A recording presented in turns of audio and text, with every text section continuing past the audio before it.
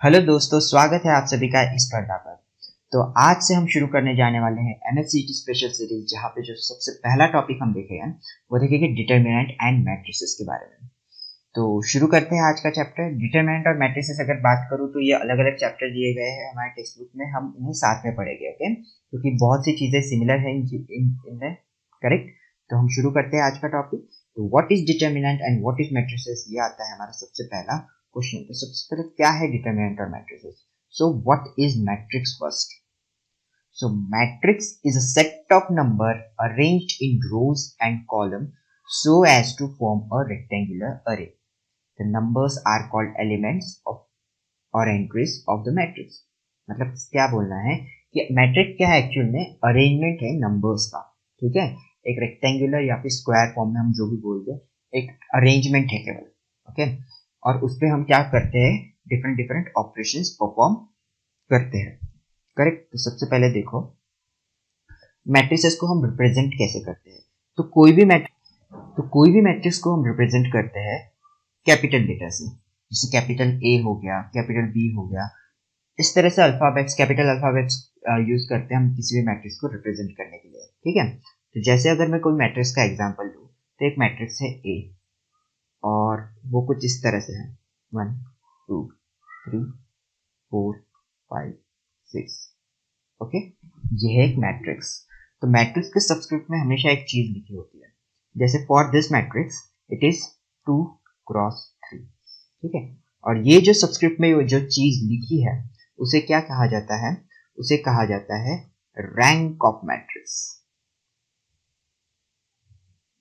उसे कहा जाता है order of matrix, okay. This is called order of matrix, okay. तो सबसे पहले तो हम पता करें मैट्रिक्स क्या है। मैट्रिक्स है अरेंजमेंट नंबर्स की, ओके। मैट्रिक्स जरूरी नहीं, अब जैसे ये मैंने एक एग्जांपल लिया, मैं ऐसा भी लिख सकता था मैट्रिक्स को 1 2 3 4, ओके। ये भी रेक्टेंगुलर फॉर्म में अरेंजमेंट है। मैं ऐसा भी लिख सकता था 1 2, ये भी एक रेक्टेंगुलर फॉर्म में है। मैं ऐसा भी लिख सकता था 1, ये भी एक रेक्टेंगुलर फॉर्म है, करेक्ट। तो मैट्रिक्स को हमने इस स्लाइड में देखा कि मैट्रिक्स को रिप्रेजेंट करते हैं कैपिटल लेटर से, उसे दिखाते हैं इस तरह से रेक्टेंगुलर ब्रैकेट के अंदर, जिसके अंदर हम लिखते हैं सारे मैट्रिक्स में जो भी वैल्यूज है जिन्हें हम एलिमेंट्स कहते हैं, ठीक है। ये 1 2, तो अगर मैं मैट्रिक्स ए की बात करूं तो उसमें कौन कौन से एलिमेंट्स है? 1 2 3 4 5 6, करेक्ट। मैट्रिक्स अगर ये इसे नाम दे दो मैट्रिक्स बी, तो उसमें कौन कौन से एलिमेंट है? 1 2 3 4। मैट्रिक्स सी, इसमें कौन कौन से एलिमेंट है? 1 2, करेक्ट। और नीचे लिखा होता है ऑर्डर ऑफ मैट्रिक्स। जैसे ये मैट्रिक्स है तो इसका ऑर्डर है 2 क्रॉस, तो हम देखेंगे इसका मतलब क्या होता है।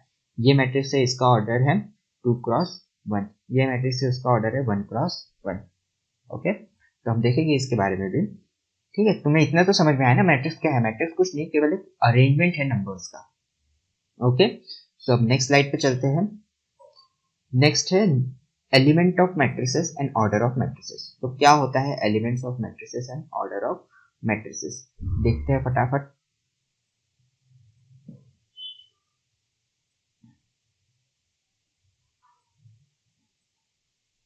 ओके, तो सबसे पहले तो मैं इरेज कर देता हूँ ये सारी चीजें। सबसे पहले एलिमेंट ऑफ मैट्रिसेस, ठीक है। तो उससे पहले हमें समझना होगा कि मैट्रिक्स में एक्चुअली चीजें क्या क्या होती हैं। जैसे ये एक एग्जांपल है मैट्रिक्स का, जो सबसे पहली स्लाइड हमने देखी थी। ये एक मैट्रिक्स है जिसे हमने रिप्रेजेंट किया ए से, करेक्ट। यहाँ पर एलिमेंट है -2 5 6 5 2 7।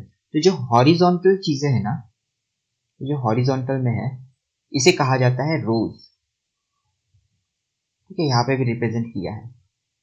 इस मैट्रिक्स में कितनी रोज है? हॉरिजॉन्टल कितनी रोज है? 2, तो 2 रोज। बाद में जो हम अगर बात करें वर्टिकल चीजों की, तो जैसे ये है -2 और 5, तो ये एक वर्टिकल है, इसे हम कहते हैं कॉलम्स, ओके। तो मैट्रिक्स किस किस चीजों से बना होता है? रोज और कॉलम्स से, सिंपल। अगर कोई मैट्रिक्स है m क्रॉस n ऑर्डर का, ओके, जैसे यहाँ पे मैं देता हूं, यहाँ पर क्या है? 2 रोज है, 3 कॉलम से, इसका ऑर्डर हो जाएगा 2 क्रॉस 3। थोड़ा थोड़ा आइडिया लग रहा है किस तरह से हम ऑर्डर क्या होता है मैट्रिक्स का? ऑर्डर से हमें पता चलता है कि मैट्रिक्स में कितनी रोज है और कितने कॉलम। जो पहला लेटर है वो दिखाता है नंबर ऑफ रोज को, और जो दूसरा है वो दिखाता है नंबर ऑफ कॉलम्स को। ओके, ये चीज ध्यान में रखनी है। तो अगर मैं कहूँ कोई मैट्रिक्स है वो है 3x2 ऑर्डर का, तो हमें फटाक से ध्यान में आना चाहिए कि इसमें क्या है, 3 रोज है, पहला 3 रोज है, 2 कॉलम्स है। ओके, मैं कोई मैट्रिक्स 1x1 है, यानी उसमें एक ही रो है एक ही कॉलम है, तो वो कुछ इस तरह से बनेगा। समझो x एलिमेंट है उसमें, समझ गए ये चीज रोज और कॉलम्स के बारे में, करेक्ट। तो ये चीज है रोज एंड कॉलम्स। तो रोज एंड कॉलम्स हो गए। जैसा मैं कोई एग्जांपल लेता हूँ, ठीक है, जैसे यहाँ पर मैं देखूँ कोई मैट्रिक्स है 1 2, बताओ इसका ऑर्डर क्या होगा, फाइंड करो फटाफट, कोशिश करो कि किस तरह से हम कर सकते हैं। जैसे यहाँ पे अगर बात करूँ, ये मैट्रिक्स जो गिवन है उसमें अगर मैं बात करूँ 1 और 2 दो एलिमेंट्स है, करेक्ट। अब इसमें रोज कितनी है, तो मैंने बताया था हॉरिजॉन्टल जितने भी बनेंगे वो रोज, वर्टिकल सारे कॉलम्स। तो हॉरिजॉन्टल यहाँ पे दो चीजें हैं 1 और 2, 2 क्रॉस नंबर ऑफ कॉलम्स कितने हैं 1। तो ये जो order of matrix, order of this matrix, suppose this is matrix A, so order of this matrix A is 2x1, इस तरह से। ओके, एक और एग्जांपल लेता हूँ। जैसे हम बात करते हैं कोई भी मैट्रिक्स बी की, और मैट्रिक्स बी को हम रिप्रेजेंट कर रहे हैं 2 1 4 6 2 3। ओके, बताओ इसका ऑर्डर क्या होगा,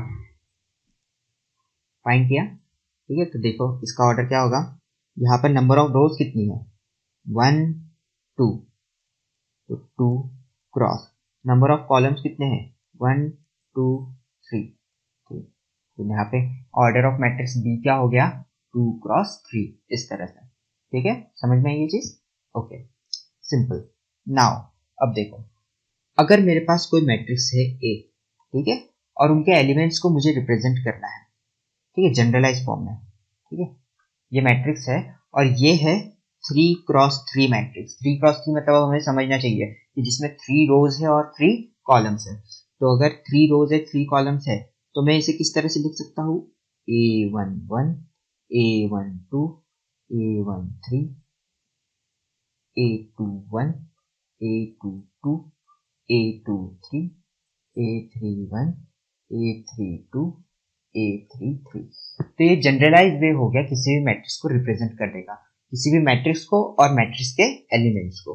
तो अगर मुझे इसे शॉर्ट फॉर्म में लिखना है, ठीक है, जनरलाइज वे को ही शॉर्ट फॉर्म में लिखना है, तो मैं क्या लिख सकता हूँ, ए एक मैट्रिक्स है जिसमें एलिमेंट्स है ए आई जे।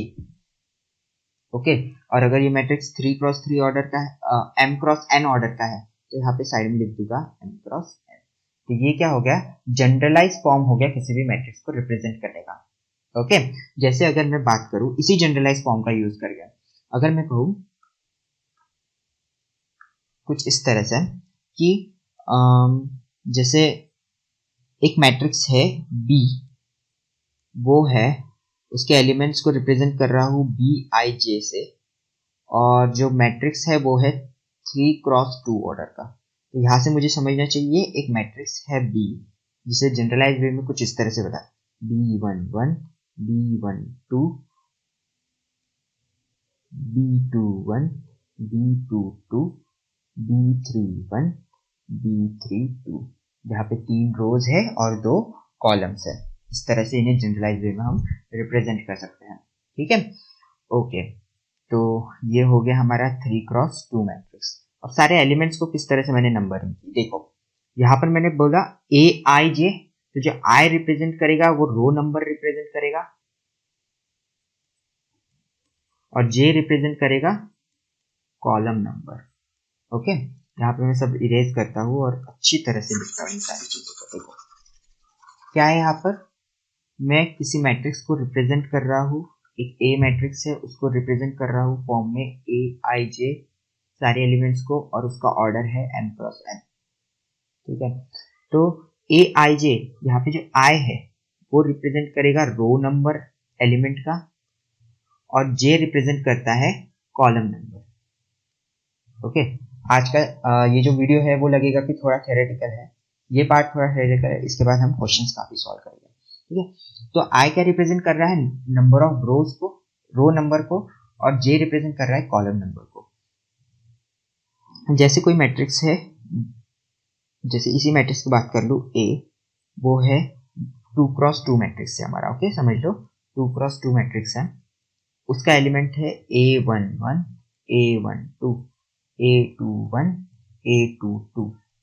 तो अगर मुझे ऐसा करना है कि मुझे ये वाला एलिमेंट चाहिए, ओके, तो ये वाला एलिमेंट कौन सी रो में है, रो नंबर, ठीक है, यहाँ पे रो को नंबर देता हूँ, ये है रो नंबर 1, ये है रो नंबर 2, ये है कॉलम नंबर 1, ये है कॉलम नंबर 2। तो अगर मुझे ये वाला एलिमेंट फाइंड करना है, तो ये रो कौन सी है इस एलिमेंट की, रो नंबर 1, तो a row number 1 column number 2 A12, इस तरह से मैं इसे फाइंड कर सकता हूँ। समझ गए ये चीज, काफी सिंपल है। ओके, जैसे हम कुछ एग्जांपल लेते हैं, जैसे यहाँ पे मैं बताऊँ, एक मैट्रिक्स है हमारे पास, समझ लो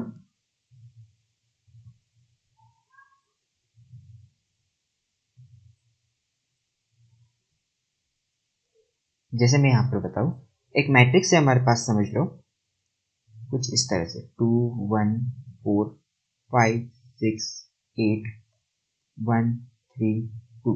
ठीक है, ये समझो मैट्रिक्स है, मुझे पता करना है find generalize way to represent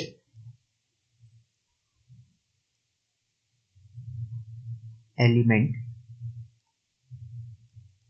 with value 8। Okay, ये हमारे पास एक मैट्रिक्स दिया गया है n, और हमें फाइंड करना है जो एलिमेंट है ये 8, उसको जनरलाइज फॉर्म में। ठीक है, तो अगर मैं कहूँ कि सारे एलिमेंट्स को ए के फॉर्म में रिप्रेजेंट करता हूँ, जरूरी नहीं कि ए के करे, 20 जैसे ए है तो उसे मैं ए आई जे के फॉर्म में अगर रिप्रेजेंट करूँ, इसका ऑर्डर है m क्रॉस n, यानी अगर मैं यहाँ पर बात करूँ तो ये है 3x3 मैट्रिक्स। ओके, तो अगर मैं यहाँ पे लिखूँ 3x3 और मुझे एट्थ एलिमेंट, तो एट्थ एलिमेंट में सबसे पहले क्या करूँ, नंबरिंग करूंगा। ओके, जैसे यहाँ पे ये है रो नंबर 1 2 3, और कॉलम नंबर भी दे देता हूँ, ये column number 1 column number 2 column number 3। ठीक है, तो एट्थ एलिमेंट कौन से रो में है, रो नंबर 2 में, तो अगर मुझे उसे जनरलाइज फॉर्म में रिप्रेजेंट करना है एट्थ एलिमेंट को, तो मैं कैसे करूंगा, ए रो नंबर, क्योंकि सबसे पहले हम क्या लिखते हैं, ए आई जे, आई रिप्रेजेंट करता है रो नंबर, जे रिप्रेजेंट करता है कॉलम नंबर, तो ए आई आई यहाँ पे रो नंबर क्या है 2 एट्थ एलिमेंट का, और उसका कॉलम नंबर क्या है 3, तो यहाँ पे A23, तो ये है हमारा एलिमेंट नंबर। ठीक है, एलिमेंट को इस तरह से रिप्रेजेंट करेगा। ओके, तो समझ में आया क्या है एलिमेंट का ऑर्डर क्या है, और एलिमेंट को किस तरह से रिप्रेजेंट करते हैं हम उसे जनरलाइज फॉर्म में। करेक्ट, अब जो नेक्स्ट चीज हम पढ़ेंगे वो हम पढ़ेंगे टाइप्स ऑफ मैट्रिसेस। ओके, तो ये काफी थ्योरेटिकल टॉपिक है, लेकिन अगर समझो आप ध्यान में रह जाता है तो बहुत अच्छी बात है, क्योंकि कई बार इस पे क्वेश्चंस पूछे जाते हैं। जैसे मैं बात करूँ टाइप्स ऑफ मैट्रिक्स, सबसे पहली जो टाइप आती है स्क्वायर मैट्रिसेस। ओके, तो हमने भी देखा मैट्रिसेस को रोज और कॉलम्स के फॉर्म में, there are different types, there are we can form many types of matrices, 2x3 1x4 4x1, मतलब बहुत सारे टाइप के मैट्रिसेस बता सकते हैं। तो स्क्वायर मैट्रिक्स उसमें क्या है, a square matrix in which number of rows is equal to number of columns. Okay, number of rows किसके इक्वल है, नंबर ऑफ कॉलम्स के। फॉर एग्जाम्पल एक मैट्रिक्स है ए, उसका अगर ऑर्डर कहूँ 2x2, ठीक है, तो ये क्या रिप्रेजेंट करेगा, एक स्क्वायर मैट्रिक्स। क्यों, क्योंकि यहाँ पे नंबर ऑफ रोज भी 2 है, नंबर ऑफ कॉलम्स भी 2 है। इसके एग्जांपल्स जैसे मैं बात करूँ 1 2 3 4, ये है एक स्क्वायर मैट्रिक्स, 1 2 1 0, ये है एक square matrix.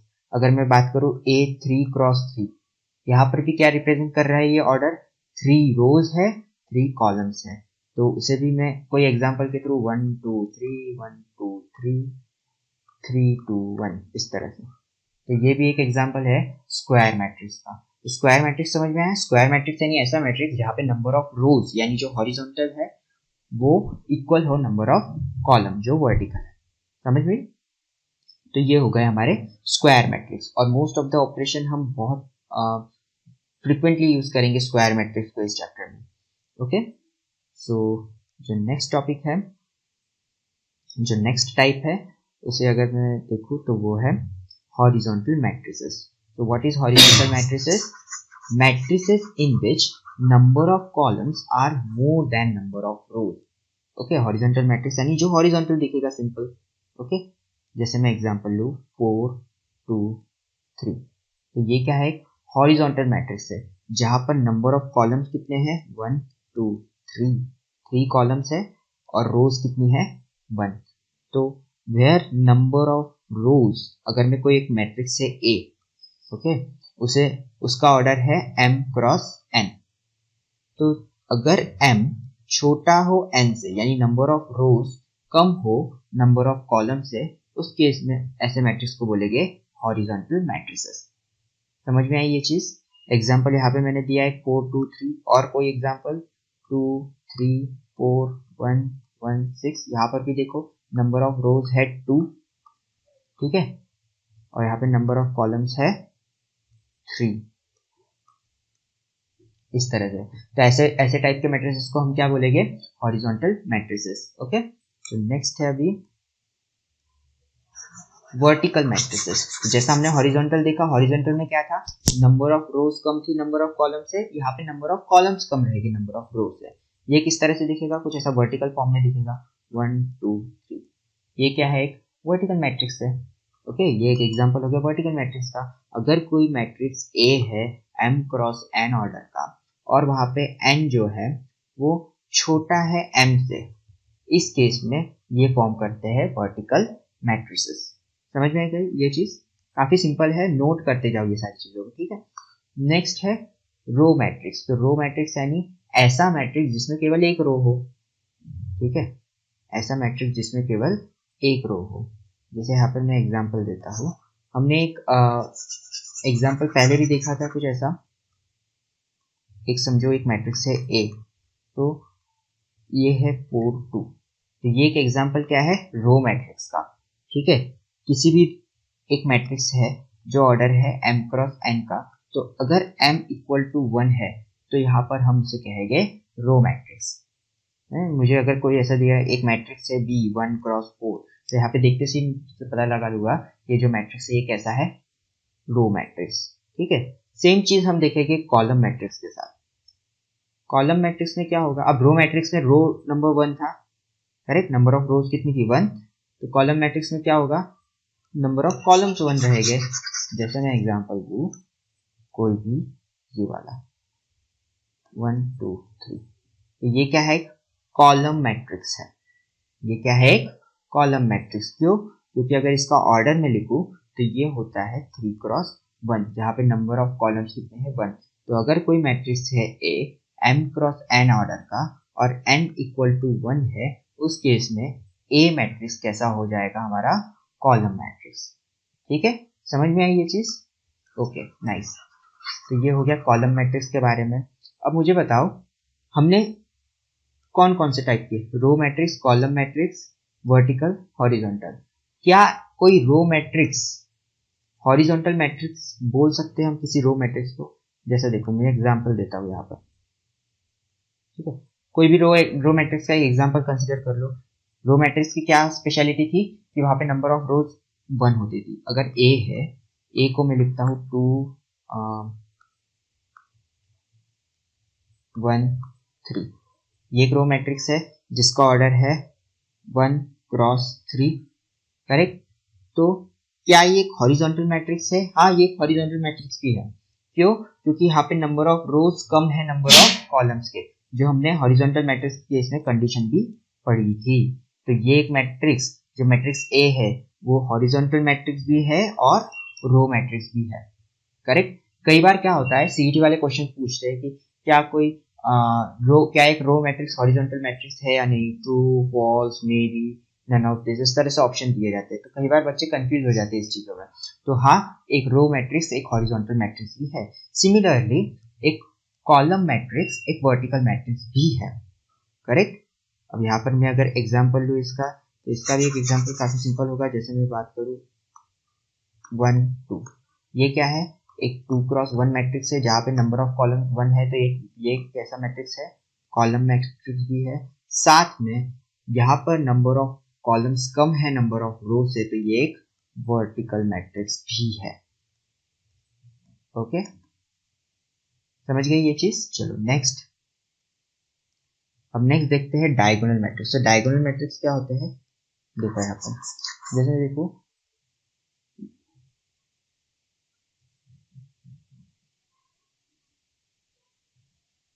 So what is diagonal matrix, a square matrix A, यहाँ पर मुझे लिखना चाहिए था, एक स्क्वायर मैट्रिक्स है ए जिसे मैं रिप्रेजेंट कर रहा हूँ ए आई जे से, और वो है n क्रॉस n ऑर्डर। अब n क्रॉस n ऑर्डर मतलब, n क्रॉस n का मतलब क्या, कि यहाँ पे n रोज है एंड n कॉलम्स है।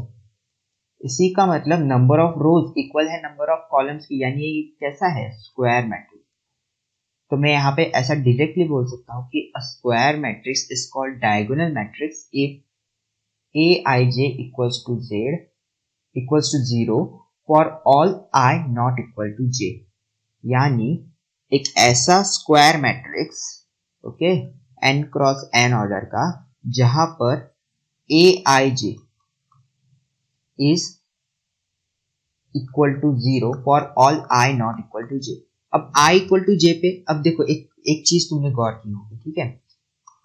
अगर हम बात करें किसी भी, जैसे स्क्वायर मैट्रिक्स की अगर मैं बात करूं, कोई भी 2x2 मैट्रिक्स और उसे जनरलाइज फॉर्म में लिखूं, तो उसे इस तरह से लिखूंगा a11 a12 a21 a22, ठीक है। अगर मैं 3x3 मैट्रिक्स को जनरलाइज फॉर्म में लिखता हूँ तो वो कुछ इस तरह से a11 a12 a13 a21 a22 a23 a31 a32 a33, okay. ये जनरलाइज फॉर्म में लिख दिया मैंने सारे एलिमेंट्स को। तो यहाँ पर अगर आप इस मैट्रिक्स की डायगोनल, डायगोनल यानी ये जो पार्ट है, ओके, मैट्रिक्स का डायगोनल यानी जो पार्ट मैं अभी रिप्रेजेंट कर रहा हूँ ना, ये होता है diagonal part.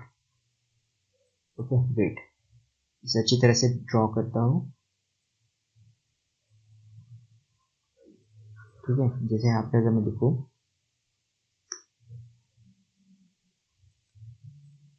a11 a12 a13 a21 a22 a23 a31 a32 a33, okay. तो ये वाला जो पार्ट है ना, ये वाला पार्ट, ये होता है मैट्रिक्स की डायगोनल। जैसा हम डायगोनल चलते हैं, ठीक है, जैसे स्क्वायर में डायगोनल होते हैं अपोजिट वर्टिसेस को ज्वाइन करने वाले, सेम बस वही चीज। तो अगर यहाँ पे मैं बात करूँ तो इनके एलिमेंट्स को देखो, a11 a22, यहाँ पर भी a11 a22 a33। तो डायगोनल एलिमेंट्स की खासियत क्या होती है, अगर उसका हम जनरलाइज फॉर्म देखें तो aij ऐसे एलिमेंट जहां पे i इक्वल हो j के, वो सारे क्या होते हैं, डायगोनल एलिमेंट। और अगर i नॉट इक्वल टू हो j के, इसका मतलब वो एलिमेंट्स कौन से हैं, डायगोनल एलिमेंट्स नहीं है, नॉन डायगोनल एलिमेंट बोल सकते हैं, करेक्ट। तो कोई ऐसा मैट्रिक्स जिसमें ए आई जे जीरो हो, यानी एलिमेंट जीरो हो जब i not equal to j, यानी सारे नॉन डायगोनल एलिमेंट्स अगर जीरो हो, तो वो मैट्रिक्स क्या हो जाएगा, डायगोनल मैट्रिक्स। इसका एग्जांपल अगर मैं दूं तो क्या होगा, 1 2 3, बाकी सारे एलिमेंट जीरो। ये है एक 3x3 मैट्रिक्स, और 3x3 मैट्रिक्स के साथ में एक डायगोनल मैट्रिक्स है और एक स्क्वायर मैट्रिक्स भी है, ठीक है। तो ऐसे स्क्वायर मैट्रिक्स जिसके सिर्फ डायगोनल एलिमेंट्स हो, बाकी सारे एलिमेंट जीरो हो, उन्हीं कहेंगे डायगोनल मैट्रिक्स, ओके। अगर डेफिनेशन वाइज देखें तो कुछ इस तरह से लिखेंगे कि a i j is equals to zero where i is not equal to j, कुछ इस तरह से, ओके। समझ गए ये चीज, नाइस। चलो अब नेक्स्ट देखते हैं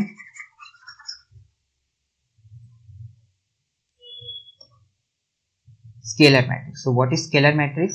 a diagonal matrix in which all the diagonal elements are equal. Correct.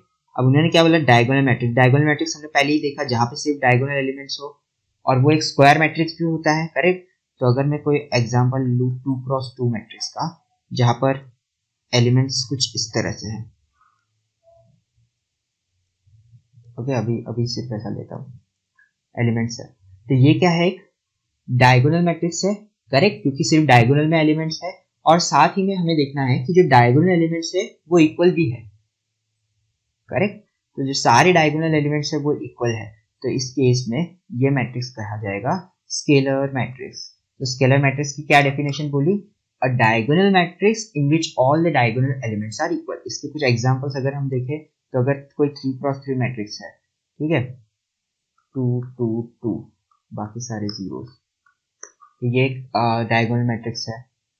1 12 12 12, बाकी सब जीरो, तो ये भी एक डायगोनल मैट्रिक्स है. तो इस तरह से डायगोनल मैट्रिक्स को हम ये डायगोनल मैट्रिक्स तो है ही, साथ में स्केलर मैट्रिक्स भी है. स्केलर मैट्रिक्स क्यों है, क्योंकि सारे एलिमेंट्स सारे डायगोनल एलिमेंट क्या है, इक्वल. ओके.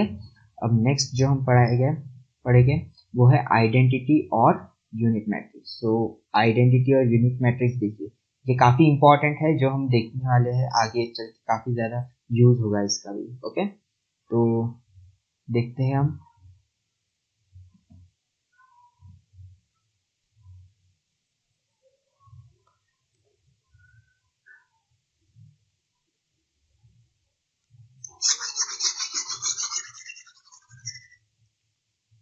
अब देखते हैं आइडेंटिटी और यूनिट मैट्रिक्स. तो क्या होते हैं ऐसे स्क्वायर मैट्रिक्स, या फिर मैं कह लूँ a diagonal matrix in which all diagonal elements are equal to 1. यानी एक ऐसा डायगोनल मैट्रिक्स जहां पर सारे एलिमेंट, जो डायगोनल एलिमेंट्स है वो 1 है. ये इसको अच्छी तरह से रिप्रेजेंट करता है. फॉर एग्जाम्पल दिस, ये 2x2 सिंपल मैट्रिक्स है जहाँ पे 2 रोज है 2 कॉलम्स है, और इसके जो डायगोनल एलिमेंट्स है वो 1 1 है, बाकी सारे एलिमेंट्स 0. तो क्या एक यूनिट मैट्रिक्स डायगोनल मैट्रिक्स होता है? हाँ होता है. क्या एक यूनिट मैट्रिक्स स्क्वायर मैट्रिक्स होता है? हाँ होता है. क्या एक यूनिट मैट्रिक्स स्केलर मैट्रिक्स होता है? हाँ होता है. क्यों? स्केलर मैट्रिक्स के लिए क्या थी कंडीशन, एक डायगोनल मैट्रिक्स होना चाहिए जिसके सारे डायगोनल एलिमेंट सेम हो. करेक्ट. ये भी एक डायगोनल मैट्रिक्स है जिसके सभी डायगोनल एलिमेंट सेम है, दैट इज इक्वल टू 1. तो ये एक हो गया आइडेंटिटी मैट्रिक्स के बारे में. ओके, आइडेंटिटी मैट्रिक्स को रिप्रेजेंट करते हैं कैपिटल आई से. अगर आइडेंटिटी मैट्रिक्स 2x2 ऑर्डर का है तो I2 रिप्रेजेंट करेंगे, 3x3 ऑर्डर का है तो I3, 4x4 ऑर्डर का है तो I4, कुछ इस तरह से. ओके, तो ये देखते से मुझे पता होना चाहिए कि I रिप्रेजेंट करते हैं यूनिट या फिर आइडेंटिटी मैट्रिक्स को, और ये 4 यानी ये, और इसका जो ऑर्डर है वो क्या है, 4x4. समझ गए? अगर मुझे 3x3 आइडेंटिटी मैट्रिक्स लिखना है तो वो कुछ इस तरह से लिखेगा. राइट, समझ गए? नाइस. ओके, अब हम देखेंगे नेक्स्ट नल मैट्रिक्स. तो नल मैट्रिक्स यानी एक ऐसा मैट्रिक्स जिसके सारे elements not only diagonal but सारे एलिमेंट 0 हो, जैसे 0 0, ये एक नल मैट्रिक्स है. ओके, अगर कोई बी मैट्रिक्स है 0, ये एक नल मैट्रिक्स है. कोई सी मैट्रिक्स है 0 0 0, ये एक नल मैट्रिक्स है. यानी जो जितने भी एलिमेंट्स है ना मैट्रिक्स में, अगर वो सारे 0 हो तो उन्हें नल मैट्रिक्स बोलते हैं. ओके, नेक्स्ट देखिए upper triangular matrix. So what is upper triangular matrix? So upper triangular matrix मतलब एक स्क्वायर मैट्रिक्स वेयर, यहाँ पर मैं लिखना चाहता हूँ A इज इक्वल्स टू, अगर मैं बात करूँ ए आई जे की, जो m क्रॉस m ऑर्डर का यानी स्क्वायर मैट्रिक्स है, तो इसके साथ a i j is equals to 0 for all I greater than j. ठीक है, ये हो गई डेफिनेशन. अब इसको अगर हम एग्जाम्पल के थ्रू देखने चले तो ये कुछ इस तरह से दिखेगा.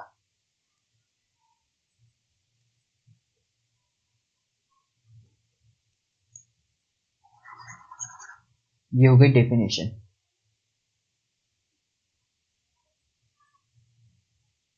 ये हो गई डेफिनेशन. अगर हम इसे एग्जाम्पल के थ्रू देखने जाए तो वो कुछ इस तरह से दिखेगा. जैसे ये एक मैट्रिक्स है, 2 3 4 0 1 6 3 0 0।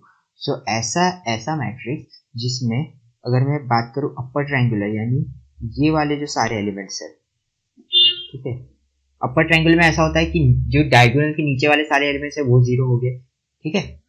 तो इसका मतलब यही कि ये एक डायगोनल है, ठीक है।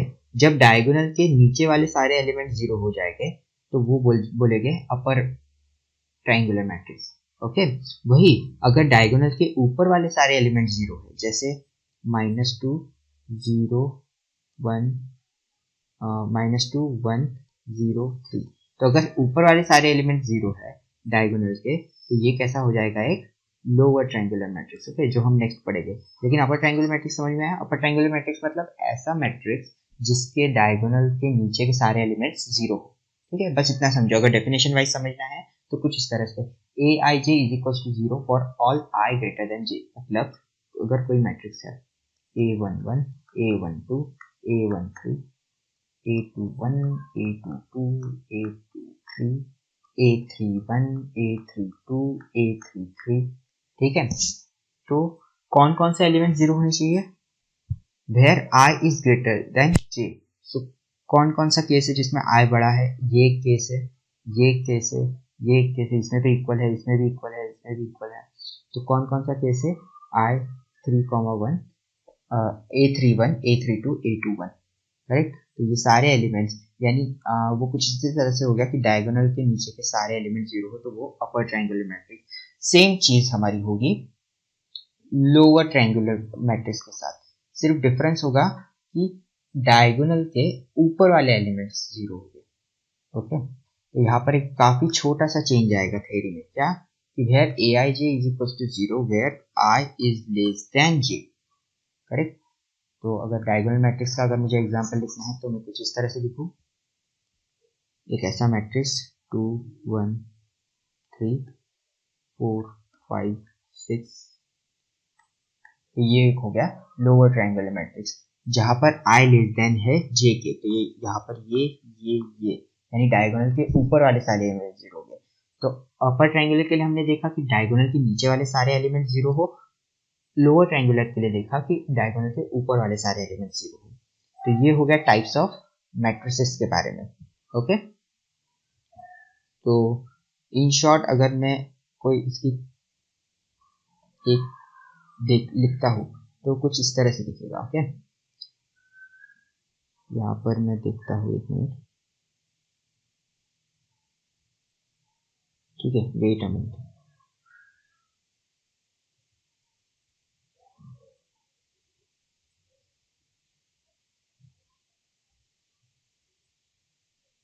ठीक है, तो अब तक हमने देखे सारे टाइप्स ऑफ मैट्रिसेस। इन सबको समराइज करता हूँ, देखो कुछ इस तरह से। जैसे मैट्रिसेस मेनली टू टाइप्स के हो गए हमारे, मेनली मैं कहता हूँ, एक स्क्वायर मैट्रिक्स और एक रेक्टेंगुलर मैट्रिक्स, ओके। एक स्क्वायर मैट्रिक्स, यहाँ पर अच्छी तरह से उसका चार्ट बनाता हूँ, देखो।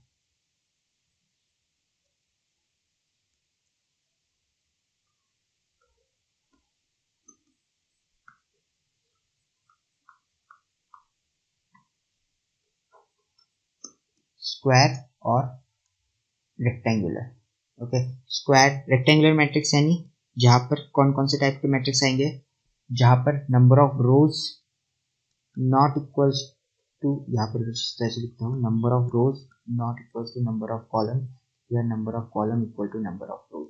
अगर ए मैट्रिक्स है m क्रॉस n ऑर्डर का, समझ रहे? तो रेक्टेंगुलर मैट्रिक्स में हमारा रो मैट्रिक्स, ठीक है, कॉलम, हॉरिजॉन्टल, वर्टिकल, ये सारे मैट्रिसेस आ जाएंगे रेक्टेंगुलर मैट्रिक्स के अंदर। स्क्वायर मैट्रिक्स के अंदर कौन कौन से मैट्रिसेस आएंगे? जैसे upper triangular, okay, lower triangular और स्केलर, ठीक है, डायगोनल, ठीक है। तो अगर मैं बात करूँ स्केलर और डायगोनल, तो स्केलर जो है ये एक सबसेट है डायगोनल एलिमेंट्स का, करेक्ट। फिर आइडेंटिटी मैट्रिक्स या फिर उसे कह सकते हैं हम यूनिट मैट्रिक्स। तो कुछ इस तरह से हमने टाइप्स पढ़े मैट्रिसेस के। ओके, तो अब नेक्स्ट जो चीज हम पढ़ने जाने वाले हैं वो है ऑपरेशंस ऑन मैट्रिसेस।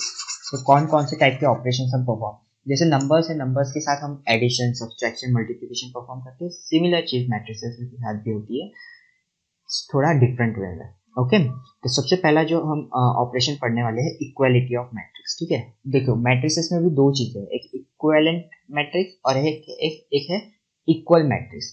ठीक है, तो हम अभी क्या पढ़ रहे हैं, इक्वल मैट्रिसेस जिसे बोले जाए।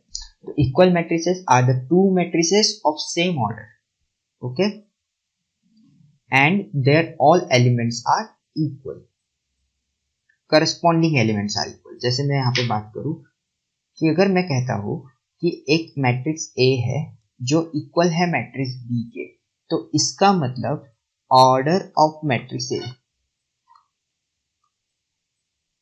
Is equals to order of matrix B। यानी अगर मेरा matrix m cross n order का है तो मैट्रिक्स B भी m क्रॉस n ऑर्डर का ही होना चाहिए, पहली बात। दूसरी बात, जो सारे एलिमेंट्स है A I J should be equals to Bij, where A belongs to A matrix and B belongs to B matrix। Okay, यानी हर एक करस्पॉन्डिंग एलिमेंट्स इक्वल होने चाहिए, तभी हम कह सकते हैं कि दो मैट्रिक्स इक्वल है। काफी सिंपल चीज है। जैसे मैं फॉर एग्जांपल यहाँ पे लिखता हूँ, एक मैट्रिक्स है 1 2 3 4, ठीक है, यह है मैट्रिक्स A, और मैट्रिक्स B भी है 1 2 3 4। तो यहाँ पे मुझे क्या दिख रहा है, corresponding element A11 B11 same है, A12 B12 सेम है, A21 A21 सेम है, A22 B22 सेम है। तो यहाँ पे मैं कह सकता हूँ कि A मैट्रिक्स एग्जैक्टली इक्वल है B मैट्रिक्स का। ओके, करस्पॉन्डिंग एलिमेंट सेम, काफी सिंपल चीज। ओके, चलो नेक्स्ट अब चीज जो पढ़ने वाले हैं हम, इक्वालिटी ऑफ मैट्रिक्स पे क्वेश्चन है, फटाफट सॉल्व करते हैं। क्या है क्वेश्चन,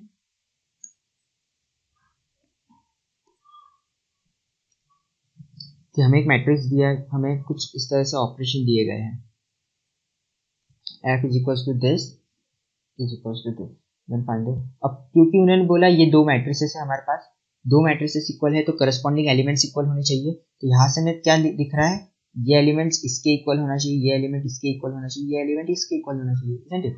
तो यहाँ पे क्या मतलब बनता है, x minus y minus z is equal to 0, minus y plus z is equal to 5, और z इज इक्वल्स टू 3। तो ये हमारे पास तीन इक्वेशंस बने,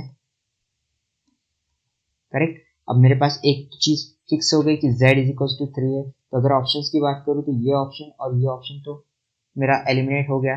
अब बचा मेरे पास ये दो ऑप्शंस b और c। तो यहाँ पर z इज इक्वल्स टू 3, चलो simple, z is equals to 3। अब मुझे पता है कि अगर z की वैल्यू में इक्वेशन 3 में से इक्वेशन 2 में पुट करूँ तो यहाँ पर क्या हो जाएगा, माइनस वाई प्लस जेड की जगह 3 कर दूंगा क्योंकि मुझे जेड की वैल्यू 3 मिल गई, इज इक्वल्स टू 5। तो यहाँ से y is equals to 5 minus 3, okay, minus y is equals to 5 minus 3, तो y इज इक्वल्स टू क्या हो जाएगा, माइनस 2 इस केस में। ओके, तो y की वैल्यू भी मिल गई -2, करेक्ट। और अगर बात करूँ मैं x के लिए फर्स्ट इक्वेशन में अगर y और z की वैल्यू पुट कर दूँ तो x की वैल्यू भी मिल जाएगी। तो y की वैल्यू है हमारी -2, और z की क्या वैल्यू है, और z की वैल्यू है 3 इज इक्वल्स टू 0। तो x plus 2 minus 3 is equals to 0, तो x इज इक्वल्स टू क्या हो जाएगा 1। तो हमारे पास कौन कौन सी वैल्यूज आई, 1 -2 3। So option b should be correct one. Okay, समझे ये चीज, ओके नाइस। नेक्स्ट अब चीज है जो एक और question. So what is the question, हमें दो मैट्रिसेस दिए गए हैं और यहाँ पर मुझे लिखना चाहिए find x and y। Okay, दो मैट्रिसेस है, ठीक है, ये एक मैट्रिक्स, ये एक मैट्रिक्स। अब क्योंकि इन्होंने क्या दिखाया कि दोनों मैट्रिक्स इक्वल है, ठीक है, दोनों मैट्रिक्स इक्वल है मतलब करस्पॉन्डिंग एलिमेंट्स इक्वल होनी चाहिए, तो 2x प्लस वाई इक्वल होना चाहिए 7 के।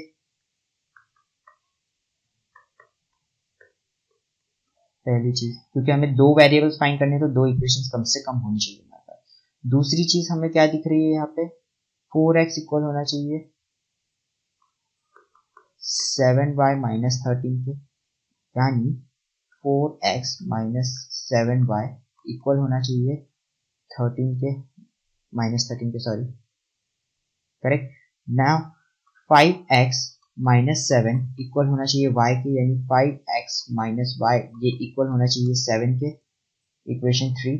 और यहाँ से 4x इक्वल होना चाहिए x प्लस 6 के। तो यानी यहाँ पर मुझे क्या दिख रहा है, 4x minus x is equals to 6, that is 3x is equals to 6, यानी x इज इक्वल्स टू 6/3 यानी 2। सो x हमारे पास क्या आया, 2 आया, करेक्ट। अब क्योंकि x 2 आया तो मैं अगर किसी भी इक्वेशन में x की वैल्यू पुट करूँ तो y मुझे मिल जाएगा। तो अगर मैं फर्स्ट इक्वेशन में पुट करता हूँ x की वैल्यू, ठीक है, x की वैल्यू फर्स्ट इक्वेशन में पुट करता हूँ तो मेरे को क्या मिलेगा, 2 into 2 plus y is equals to 7। तो 2 into 2 4 plus y is equals to 7। तो y की वैल्यू क्या आ गई, 7 माइनस 4, यानी y इज इक्वल्स टू 3। तो हमारा फाइनल आंसर क्या आ गया, x is equals to 2 and y is equals to 3। समझ में आ रहा है, हम केवल कॉरेस्पॉन्डिंग एलिमेंट्स को इक्वल कर रहे हैं, इक्वेशन बनती है, इक्वेशन को सॉल्व किया, आंसर रेडी, ठीक है, नाइस। अब हम नेक्स्ट क्वेश्चन की तरफ बढ़ते हैं। नेक्स्ट क्वेश्चन है find x, y, a and b, ठीक है, मैं x, y, a फाइंड करना है और b फाइंड करना है। चलो अब यहाँ पर भी सेम चीज करेंगे, क्या करेंगे, 3x plus 4y is equals to 2, correct, ये इक्वेशन बन। अब ये 6 और 6 तो इक्वल है तो हमें बताने की जरूरत ही नहीं। बाद में नेक्स्ट इक्वेशन क्या बनेगा हमारे पास, x minus 2y is equals to 4, correct, a plus b is equals to 5, 2a minus b is equals to minus 5, बाद में माइनस 3 तो इक्वल है, तो बस यहाँ तक ही। अब मुझे एक्स वाई ए बी की, अब ये दो इक्वेशंस है, ठीक है, ए और बी दो वेरिएबल्स है, दो इक्वेशन है, मैं इजीली सॉल्व कर सकता हूँ, ठीक है, आप सॉल्व कर सकते हो। तो सॉल्व करना है अब ये चीज़ों को, ये मैं आप पे छोड़ता हूँ सॉल्व करना, और आंसर कमेंट जरूर करना, ठीक है।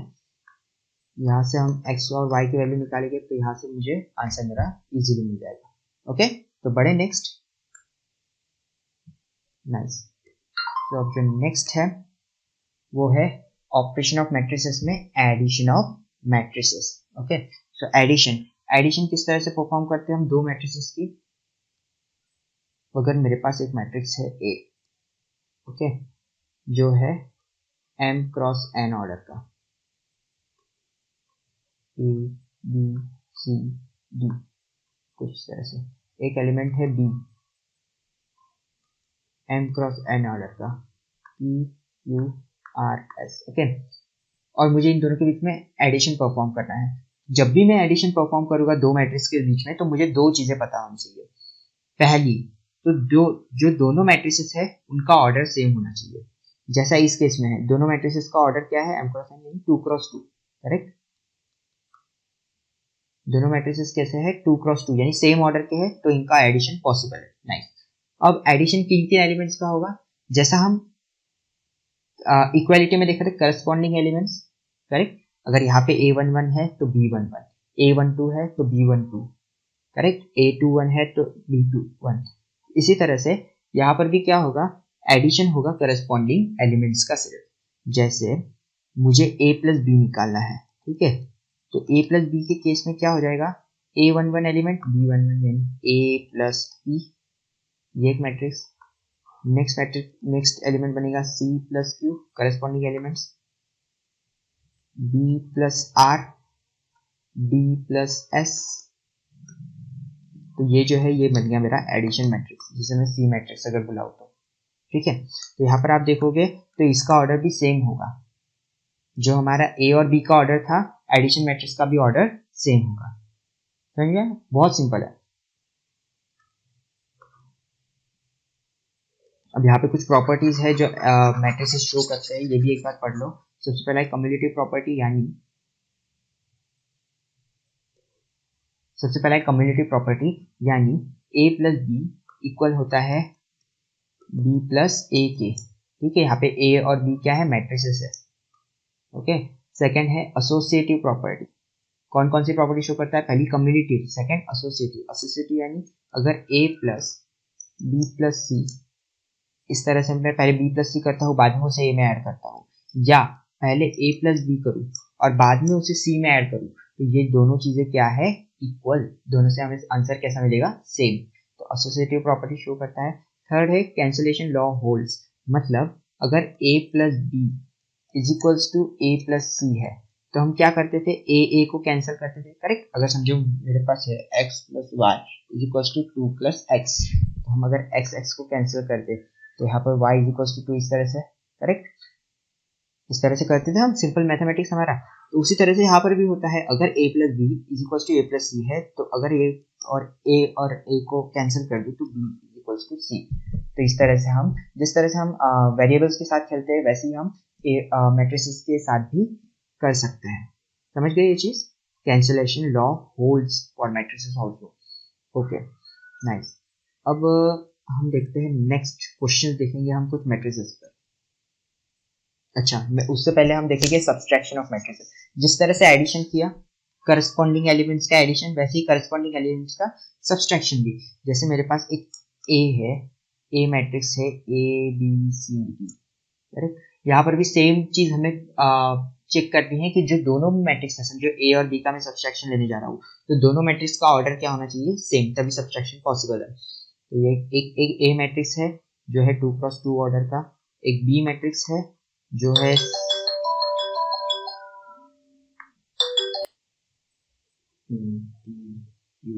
QRS,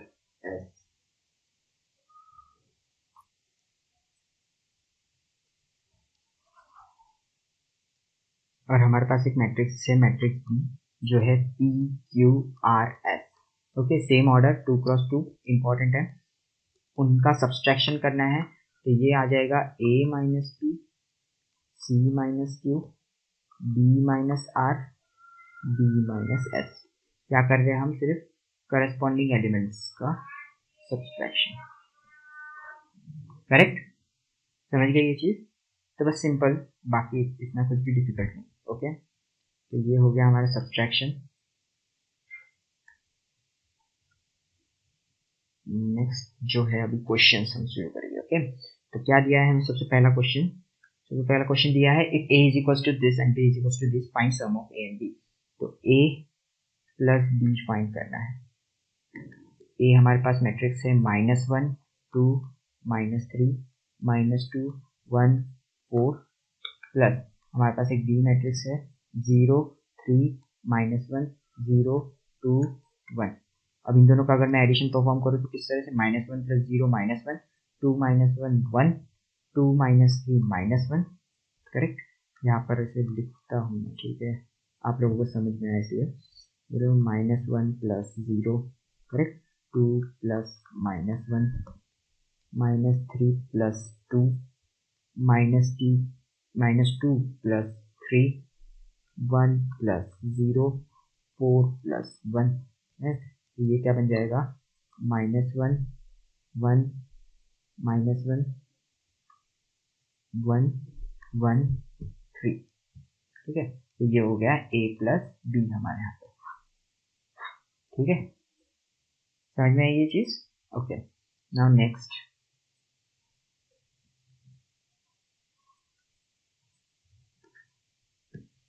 हमारे पास एक क्वेश्चन ये है कि हमारे पास दो ये मैट्रिक्स है, इसे मैं कंसिडर करता हूँ ए मैट्रिक्स, इसे मैं कंसिडर करता हूँ बी मैट्रिक्स, और इसे मैं कहता हूँ सी मैट्रिक्स। तो दो मैट्रिक्स का सम एक थर्ड मैट्रिक्स दिया है और हमें ये फाइंड करना है एलिमेंट एक्स। तो सबसे पहले इन दो ए और बी का एडिशन करता हूँ, करेक्ट।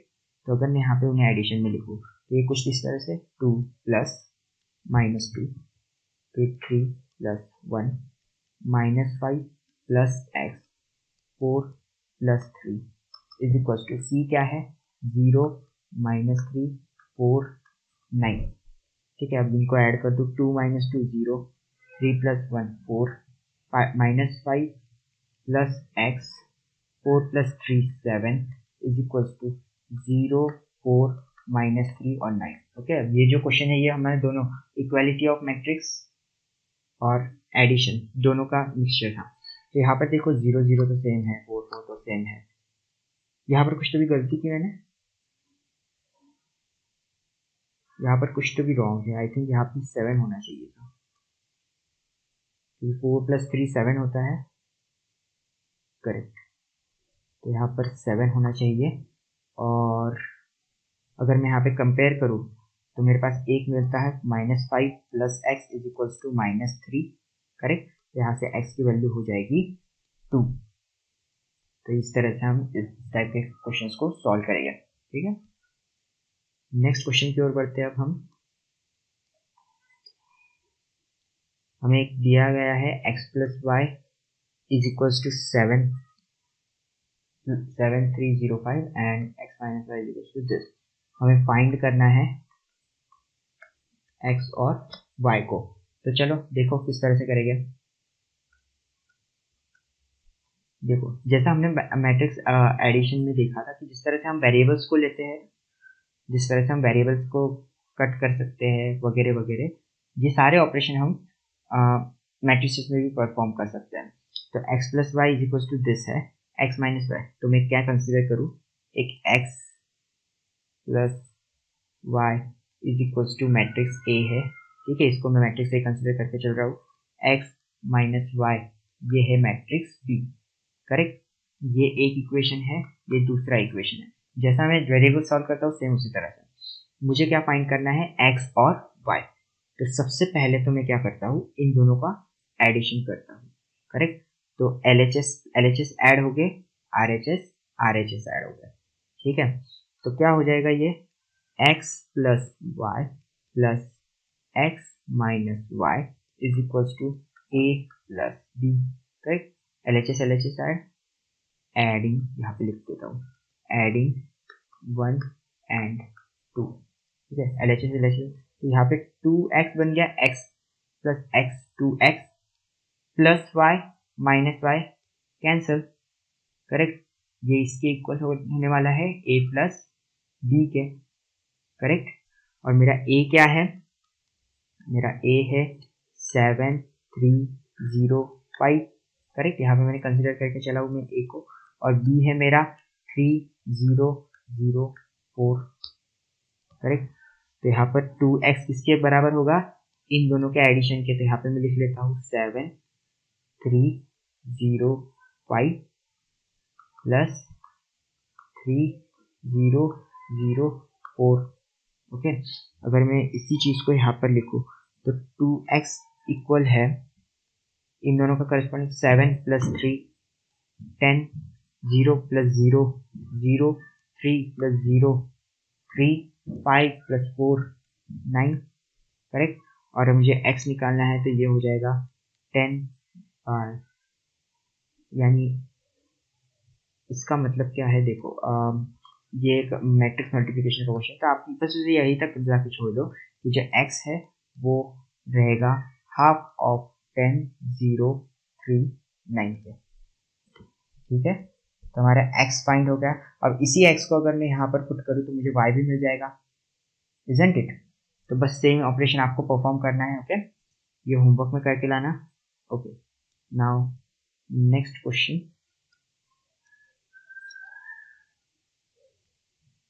ओके, सो ये क्वेश्चन क्या बोल रहा है, हमारे पास एक मैट्रिक्स है M, हमें एक मैट्रिक्स N फाइंड करना है जो क्या बोलता है कि M + N 0 ये मैट्रिक्स हो जाए।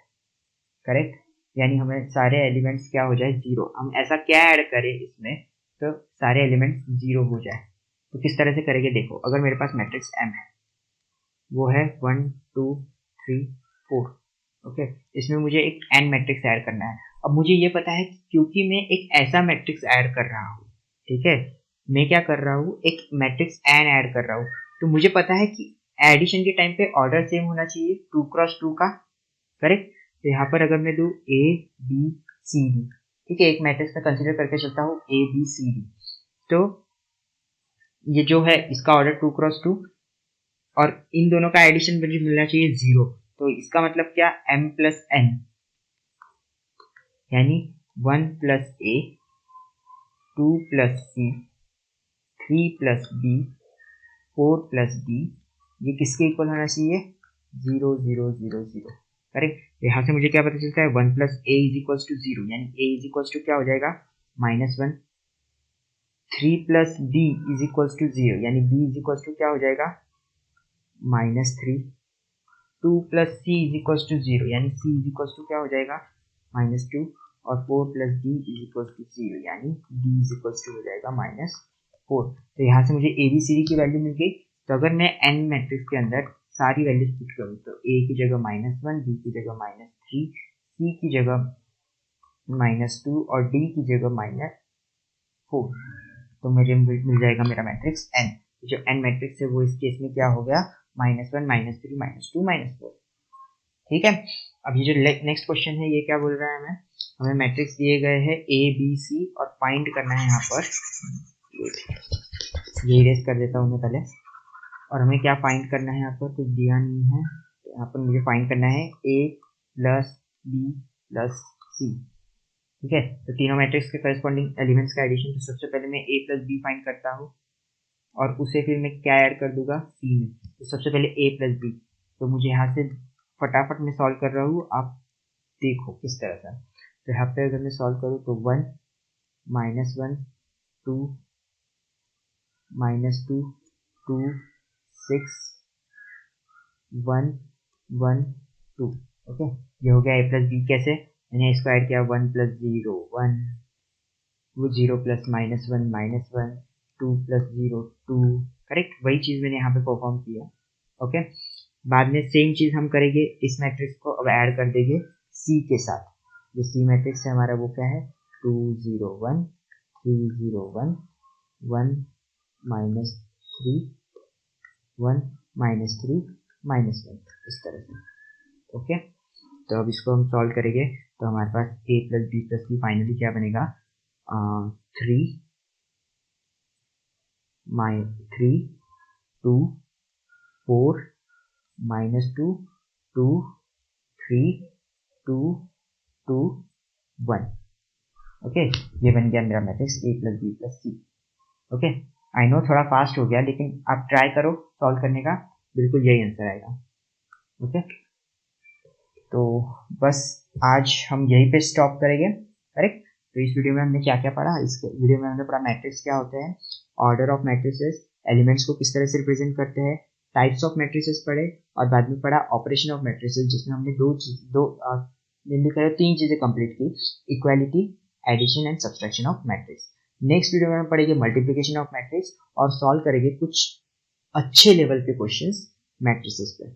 ओके, जो हम तब तक पढ़ चुके होंगे। ओके, सो थैंक यू हमारा वीडियो देखने के लिए। अगर आपको कोई भी डिफिकल्टी हुई तो कमेंट सेक्शन में पूछो। अगर वीडियो पसंद आया होगा तो इसे लाइक ज़रूर करो और चैनल को सब्सक्राइब ज़रूर करो। Thank you so much.